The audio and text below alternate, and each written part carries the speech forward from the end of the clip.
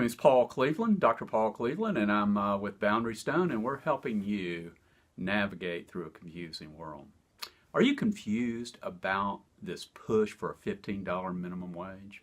I mean, some cities have already pushed this through, others are moving in that direction, and there's even a national push to make it countrywide. Well, let me tell you a story, and I think you'll be able to kind of figure out what's going on. Let's suppose that I wanted to build a fence in my yard. Well, naturally, I'd go out and take some bids from different people, and in order to decide who I wanted to go with.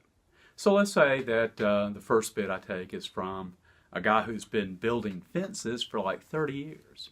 He's a skilled fence builder. In fact, he's a member of the Association of American Fence Builders.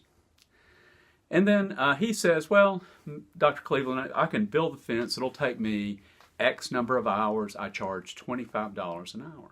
I know, okay, that's great. And then I take another bid. And I take this bid from a couple of younger guys, and they're just trying to get into the business. And they tell me that they can build the fence as well for X number of hours, but it would take both of them working together to do it, and that they would each charge $10 an hour. Well, now if I believe I'm going to get the same fence built either way, I'll hire the young guys, because that comes out to $20 an hour instead of $25 an hour. Now, let's suppose our fence builder, a skilled fence builder, and he goes back to his association's hall, and they're bemoaning the fact that these two young guys have undercut them once more. And they're wondering, can't we do something about this? So after a few discussions, they come up with a plan. They say, hey, I've got it. Let's put together a campaign, and we'll do it this way. We'll make Cleveland the villain.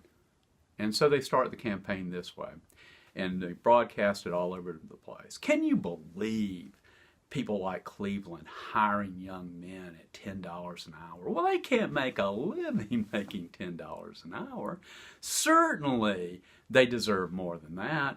In fact, they deserve $15 an hour, bare minimum. And he's just exploiting these young people. And so, nationally, the public, they don't really understand economics or anything about it. And they're not against these young men making $15 an hour. And so let's say the measure is pushed through, legislation's passed, and now I'm required to pay them $15 an hour. Well, now who do I hire? Don't I go back and hire the skilled fence builder? Because now at $25 an hour, he's cheaper than the $30 an hour I have to pay the young guys. And so what they've done is they've priced the young guys out of the marketplace. And if I go back to the skilled fence builder at this point, he'll go, Dr. Cleveland, I think you were hard of hearing. I am almost certain I said $28 an hour. You get the picture. In other words, he's created a range where he can bargain up his own wage for his own benefit. Well, let's just unpack this for a minute. Governments can't set prices. Prices are determined in the marketplace by consumers and sellers of products. Sellers want to get the highest price they can get for their stuff, and consumers want to pay as little. In the case of the fence, I was the consumer. I just wanted to pay the least amount I could to get my fence built. And the sellers, they wanted to sell their labor services, but they had to offer at a price that they were likely to be able to sell that. So the two young guys, they didn't have the experience, offered at $10 an hour.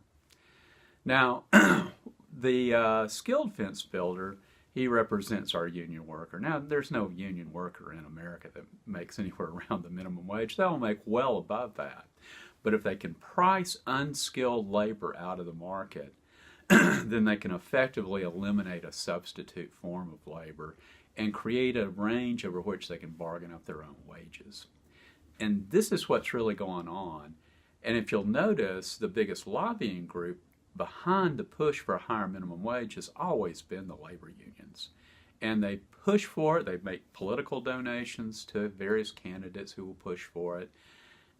And why are they doing this? Well, once again, not because it's directly benefiting their members, but it indirectly benefits their members when they price others out of the marketplace. Well, I hope you understand this a little bit better now. As I said, I'm Dr. Paul Cleveland. I'm with Boundary Stone, and we're here to help you negotiate your way through a very confusing world. Check out other resources that you can access on our website, boundarystone.org, and I'll be with you again next week.